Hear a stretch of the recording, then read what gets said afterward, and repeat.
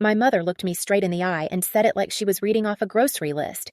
Your sister can't carry a child, so you're going to do it for her. You'll hand the baby over to Maya.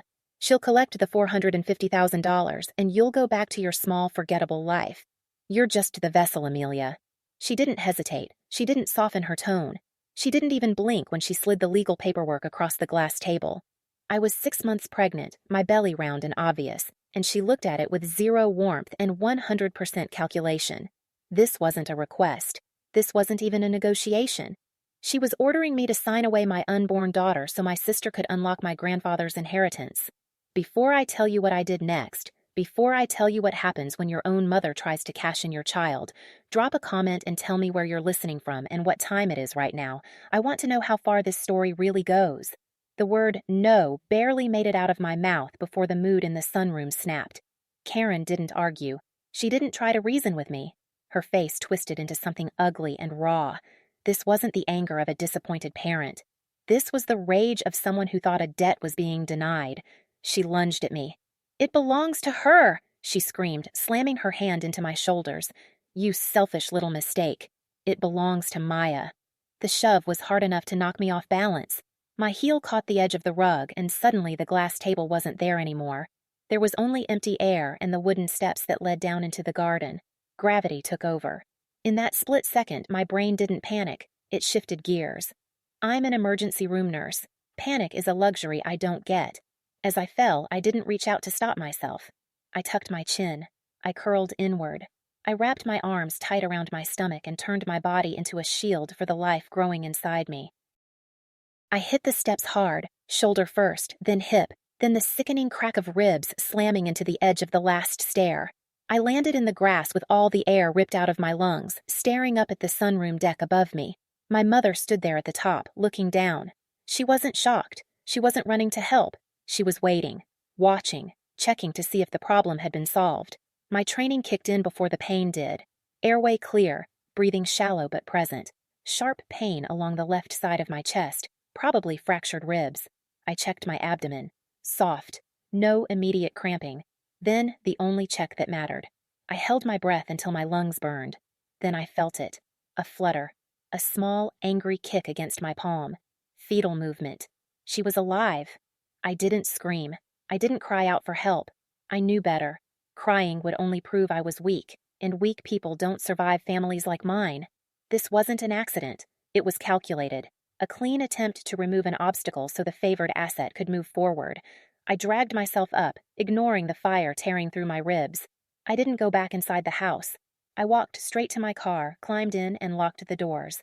My father, Robert, stood by the sliding glass door watching me. He didn't stop me. He didn't say a word.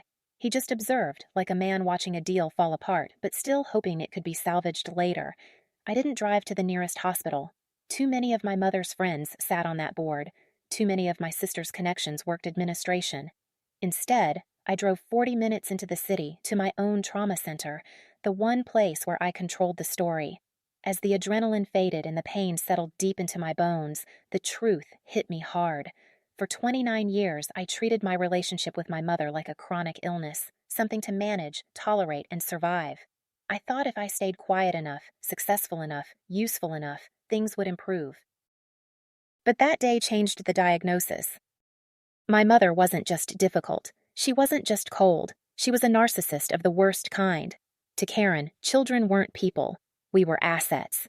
Maya, with her looks and obedience, was the golden investment, the one that made her feel successful. I was the liability, the mistake from almost 3 decades ago that trapped her in a marriage she hated. In her mind, pushing me down those stairs wasn't attempted murder. It was a correction, a way to liquidate a bad investment so my grandfather's money could flow cleanly to the preferred asset. I parked the car, my hand shaking as I reached for the door. They broke my ribs. They tried to kill my daughter. They spent years laughing at me, thinking I was nothing but spare parts for their perfect machine. But they forgot one thing. You don't bring a checkbook to a knife fight, and you sure as hell don't try to kill an ER nurse and expect her to fade away quietly. When I walked into the triage bay, I didn't walk in like a victim. I walked in like a prosecutor assembling evidence. Every scan, every note, every signature mattered.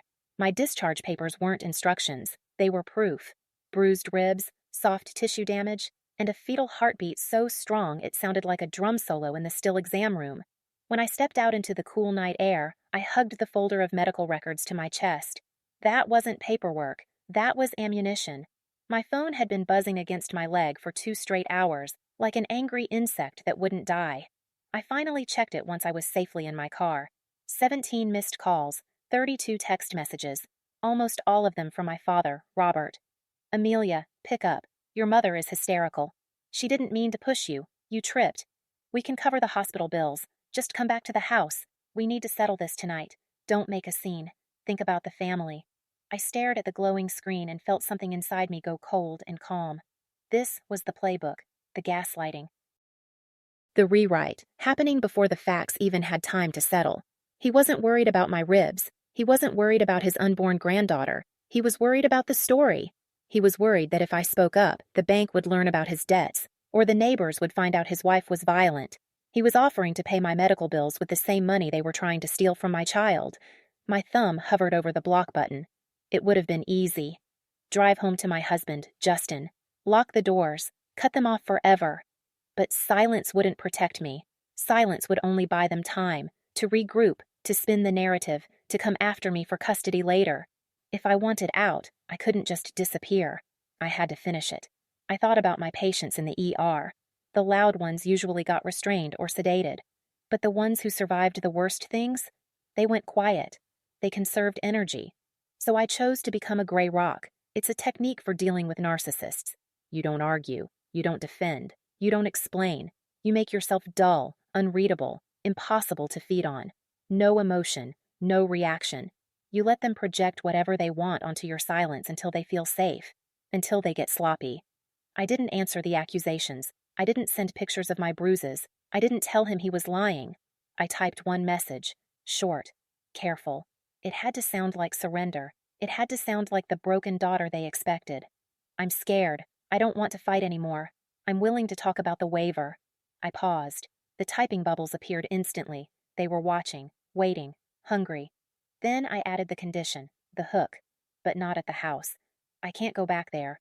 I'll meet you at Mr. Henderson's office tomorrow. Please just bring the papers. The reply came seconds later. Good girl. We knew you'd see reason. We'll see you at 10 a.m. I lowered the phone. Good girl. The words dripped with condescension. They thought they'd won. They thought the fall scared the fight out of me. They thought they were walking into a surrender meeting. They had no idea it was an ambush. I started the car.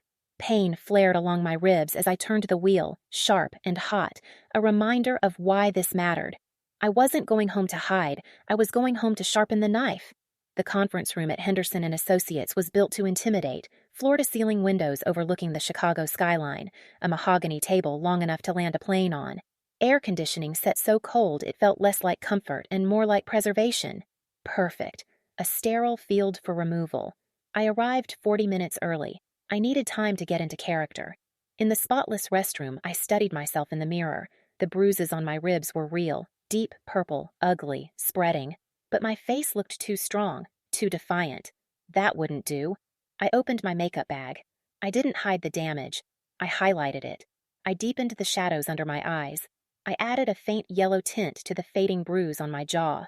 Then I wrapped my ribs over my shirt with a thick ace bandage, making sure it was visible, bulky, and pitiful. I wasn't dressing for a business meeting. I was dressing. In that moment, I understood the stakes clearly. This was going to end one of two ways. Either someone was going to prison, or someone was going to the morgue. The words sat there on the table like a loaded gun. Conspiracy to commit fraud, embezzlement, identity theft. I looked at Mr. Henderson. He was staring at my father, Robert, his expression frozen in professional horror. He'd just listened to a full felony confession, one that included documents with his own signature on them. That kind of thing tends to get a lawyer's full attention. Then I turned back to my mother. Karen had finally set her phone down. She wasn't shaken by Robert admitting to crimes. What bothered her was his weakness. "So that's it?" I asked, keeping my voice steady as I met her eyes. "You need the money to keep Dad out of jail. But what about my daughter? You said I was just the vessel. You actually expect me to sign away my rights to my own child?" Karen leaned forward. Her perfume, heavy, floral, suffocating, washed over the table. It was the smell of my childhood nightmares. "Let's be clear, Amelia," she said, her voice lowering into something smooth and deadly. "You're an ER nurse on a shift salary. You live in a 2-bedroom rental. You have nothing." She gestured lazily toward Maya, who was busy inspecting her manicure like she wasn't even part of the conversation. "We have resources. We have lawyers. If you don't sign that paper and give us the money, we'll sue you for full custody. We'll paint you as unstable. We'll use your little accident on the stairs as proof you can't protect a child. We'll bury you in court filings until you're broken." My blood turned to ice. This wasn't just greed anymore. This was annihilation. She was threatening to weaponize the legal system to steal my baby because I wouldn't pay for her husband's crimes. For a brief second, the fear hit hard. I pictured them taking her from me. I imagined Maya holding my child while security dragged me away like I was the criminal. "Sign it," Karen hissed, "or we finish what we started on the stairs." Extortion, threat of violence, conspiracy. It was everything I needed. I looked down at the paper in front of me. The disclaimer of interest stared back like a contract for my soul. I took a slow breath. The gray rock mask slipped away. The shaking stopped. I straightened my back. When I lifted my head, my eyes were dry and clear. "You ungrateful little—" Karen shot up from her chair, her hand lifting on instinct like she was about to strike me. She forgot where she was. She forgot who was listening. "I didn't sign," I said calmly, my voice slicing through her rage like a scalpel. "But I think Mr. Henderson has heard enough." I pointed past her shoulder toward the heavy oak door that connected the conference room to the main office. It had been cracked open the entire time, just an inch. Enough for sound to travel, enough for witnesses. The door swung open. Mr. Henderson stepped inside, his face hard and grim. He wasn't alone. 2 uniformed police officers came in behind him. They'd been waiting in reception for the signal. The air vanished from the room, sucked out by the sudden, terrifying arrival of consequences. Robert made a sound I'll never forget. A thin, broken whimper, like an animal that already knows it's trapped. He collapsed back into his chair, the color draining from his face until he looked like wax under heat. He knew. He knew about the audit. He knew about the loan sharks. And he knew those handcuffs were the only thing standing between him and men with baseball bats, even if it meant a cage. Karen froze. Her hand was still half raised, caught in a portrait of violence. She looked at the officers, then at Mr. Henderson, and finally at me. What crossed her face wasn't fear yet. It was confusion. Narcissists don't process consequences. They process obstacles. She tried to pivot, slipping into the sweet voice she used on Neighbors. "This is a family dispute," she said, smoothing her jacket. "My daughter is emotional. We were just having a heated discussion about her future." "No, Mrs. Davis," Mr. Henderson said. He didn't even look at her. He looked directly at the officers. "This is attempted extortion and conspiracy to defraud a trust. And given the admission of assault on the stairs, followed by a threat to finish the job, this also constitutes attempted feticide." One of the officers stepped forward. "Karen Davis, Robert Davis, Maya Davis, you are all under arrest." The sound of the handcuffs snapping shut around my father's wrists was deafening. He didn't fight them. He didn't even argue.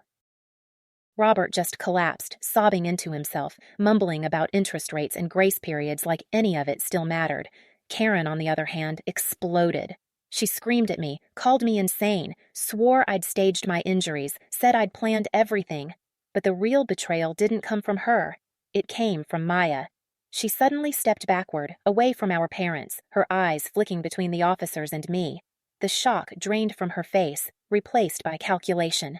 For the first time in her life, Karen wasn't the most powerful person in the room. "I didn't do anything," Maya shrieked. "She pushed her on the stairs. I saw it. I'm a witness."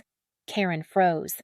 She stared at the daughter she had spent a lifetime protecting, now casually offering her up in exchange for immunity. That was the moment she broke. "Don't touch me," Maya screamed as the officers moved in. "You're an accessory to conspiracy," one of them said, snapping the cuffs closed around her wrists. I watched them take all 3 away. Robert crying, Maya protesting, Karen hollow-eyed and silent. When Karen glanced back at me, there was no rage left in her face, no hatred, just emptiness. The disclaimer of interest form was still sitting on the table, untouched, the piece of paper that had cost them everything.